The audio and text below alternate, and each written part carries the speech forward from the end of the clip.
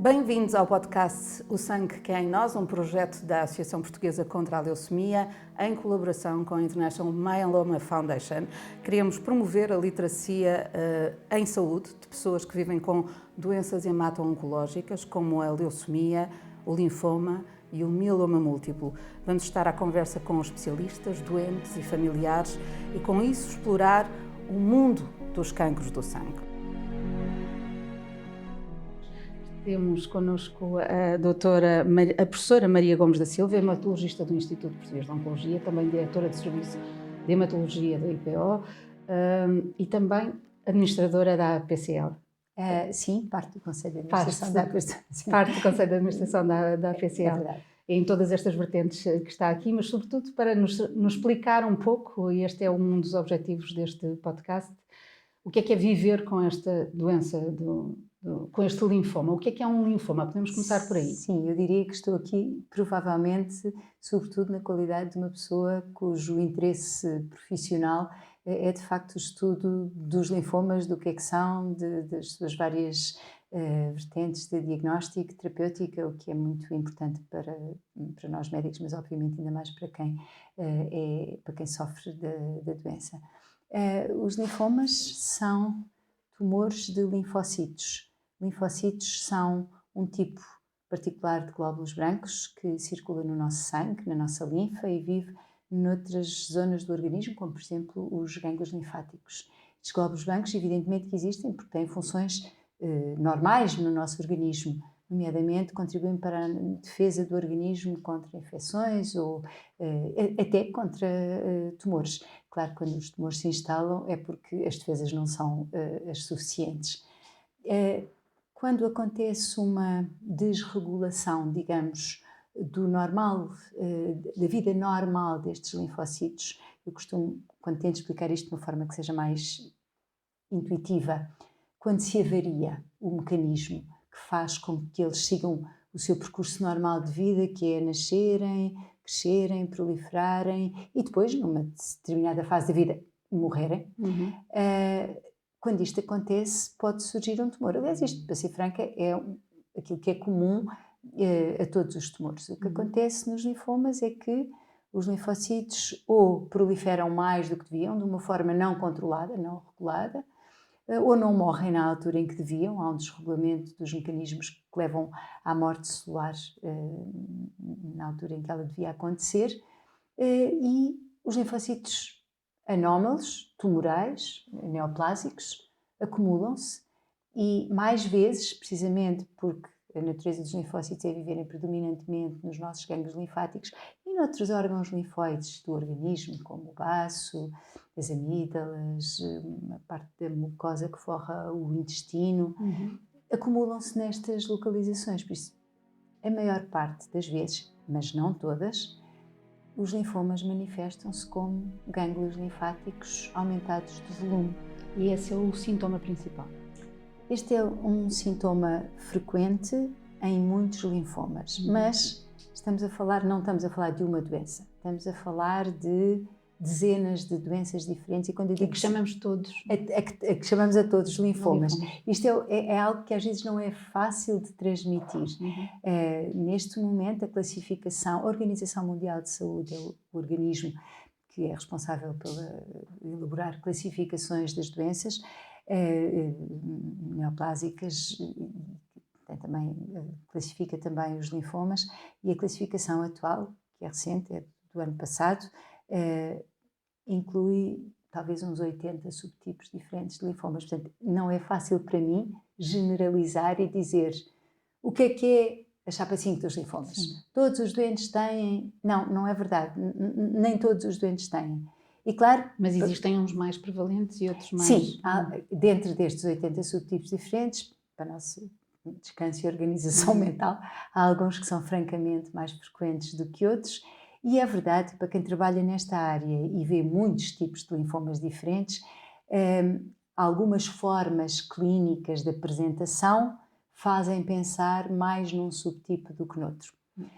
Isso é uma coisa que vamos aprendendo com a prática do dia-a-dia. Então, de que forma é que podem manifestar-se? Sabemos os gânglios? Os gânglios aumentados de volume, que não são sempre superficiais. É fácil as pessoas, ou o doente ou o profissional de saúde com quem ele tem contacto a perceber-se de gânglios superficiais no pescoço, nas axilas, nas virilhas, mas os gânglios profundos não se palpam, não se veem e podem dar outros sintomas, por exemplo, por compressão de outros órgãos ou estruturas que estejam próximas, como os gânglios do mediastino. O mediastino é o espaço entre os dois pulmões. Os gânglios do mediastino podem comprimir as vias respiratórias, podem provocar tosse, desconforto respiratório, podem comprimir até os vasos que irrigam a parte superior do nosso corpo. Os gânglios abdominais podem provocar dor, desconforto, aumento do volume abdominal, da barriga, peço desculpa, alterações intestinais, pode ser comprimida a saída da urina dos rins, por exemplo, prejudicar o funcionamento dos rins. Há várias manifestações que são menos óbvias, não é? Porque não palpamos os gânglios. Mas há muitos outros sintomas que de facto são mais subtis. Alguns deles são aquelas que nós chamamos queixas sistémicas, queixas gerais, difíceis às vezes de enquadrar. A febre ou a febrícula, que não tem uma razão óbvia, que não é causada por uma infecção, que apesar de tudo é a causa mais frequente da febre. Os suores à noite, suores muito significativos, não é? Suar um bocadinho, suamos todos. A falta de apetite e a perda de peso, também significativa, que se instala sem uma razão óbvia. Estes sintomas podem... Sintomas individualizados ou que têm que ocorrer Os em três juntos? conjunto? Não, pode acontecer apenas um deles. E podem nos chamar a atenção, mas claro, são muito pouco específicos. Isto de que eu falei são coisas que podem surgir em muitas doenças diferentes. O diagnóstico é, por isso, talvez difícil. O diagnóstico é difícil, sobretudo, ou levantar a suspeita do diagnóstico, que é a primeira coisa para chegarmos a um diagnóstico qualquer. Pode ser difícil pela heterogeneidade, pela diversidade de manifestações clínicas. Porque, por exemplo, isto que eu lhe falei é uma espécie de padrão. Mas depois há linfomas que mais vezes infiltram a medula óssea e com mais frequência se manifestam porque afetam o funcionamento normal da medula óssea, como provocar anemia ou falta de plaquetas, por exemplo. Há linfomas que afetam frequentemente o fígado e o baço e se manifestam por aumento do tamanho do fígado e do baço. Outros afetam com alguma frequência o intestino. Alguns linfomas são até primariamente intestinais e, portanto, as manifestações estarão mais relacionadas com o intestino. Alguns linfomas, o órgão que não seja gânglio ou órgão linfático, que é mais vezes afetado por um linfoma primariamente, ou seja, onde o linfoma aparentemente começa, é o estômago. E claro, aí aquilo que leva uma pessoa ao médico não é geralmente um gânglio, é uma grande dor de estômago, ou vómitos, ou perda de peso, ou uma hemorragia das paredes do estômago. Todos estes sintomas são acompanhados de dor ou podem não ser? Não, de todo que não. Os gânglios superficiais e muitas vezes os gânglios profundos até maioritariamente não causam dor. Portanto, é uma invasão silenciosa. Às vezes não é tão silenciosa assim. Quando o crescimento dos gânglios é rápido, chama a atenção das pessoas. Um gânglio que é pequenino e que no mês se transforma numa maçaroca grande, chama a atenção do doente e leva o doente a procurar o médico. Mas, de facto, há manifestações muito mais subtis do que estas. Depende muito do tipo de linfoma. Há linfomas que têm muitas manifestações cutâneas, por exemplo, quer pela infiltração da pele pelo próprio linfoma, em alguns subtipos de linfoma, dos quais penso que também se poderá falar num destes episódios, quer até como manifestação para linfoma, ou seja, uma manifestação cutânea que acompanha a presença do linfoma, mas não depende diretamente da infiltração da pele pelo linfoma. Há uma população que esteja mais suscetível a ter linfomas do que outras? No fundo, está-me a perguntar qual é a causa. Também é um bocadinho, sim. É um bocadinho, sim. Está associado. Há causas que conhecemos, mas deixe-me já dizer uma coisa para que não... Sem generalizar, é isso? Sem generalizar. A maioria dos linfomas não tem uma causa que nós consigamos identificar. A maioria. Portanto, também não se consegue prevenir. Não se consegue prevenir, isso garantidamente. Há linfomas cuja causa nós conhecemos. Alguns linfomas podem estar associados a algumas infecções, o que não significa que todas as pessoas com esse tipo de infecção venham a ter o linfoma. É uma estrita minoria aquela que vem a desenvolver o linfoma. Há linfomas, ou há situações de imunodeficiência, quer imunodeficiência congénita, há pessoas que nascem com o sistema imune alterado por alterações genéticas, têm uma maior suscetibilidade ao desenvolvimento de linfomas. Imunodeficiências adquiridas também podem predispor ao desenvolvimento de linfomas, quer seja por infecções por vírus que conduzem à imunodeficiência, quer seja por administração de medicamentos, por exemplo, em circunstâncias em que uma pessoa faz um transplante de um órgão sólido e tem que fazer terapêutica imunossupressora. Pessoas com doenças autoimunes são mais suscetíveis, ou têm uma maior, não é mais suscetíveis, têm uma maior probabilidade de vir a ser diagnosticadas com um linfoma, e as pessoas que cuidam delas sabem isso, e portanto é uma coisa que está na cabeça, que está na cabeça de quem acompanha estas populações doentes. E, por último, a exposição a alguns tóxicos parece, embora estas relações epidemiológicas são difíceis de estabelecer, mas a exposição a alguns agentes de quimioterapia e radioterapia pode predispor ao desenvolvimento de linfomas e, eventualmente, a alguns produtos tóxicos, nomeadamente alguns que são usados como produtos agrícolas, podem, talvez, predispor ao desenvolvimento de linfomas. E, por último, não é por último, porque há de haver imensas causas que a gente não faz a mínima ideia, algumas das quais eu não me estou a lembrar, mas há, em algumas famílias, uma maior incidência de linfomas do que noutras. Ou seja, há uma predisposição genética? Sim, mas não facilmente identificável. Há tumores em que nós sabemos que há determinadas mutações ou alterações genéticas que levam, com alguma probabilidade, com uma probabilidade que é calculável, ao desenvolvimento de um tumor. Não é esse o caso dos linfomas, mas nós sabemos que quando uma pessoa é familiar de alguém com linfoma, a probabilidade de desenvolver linfoma é um pouco maior.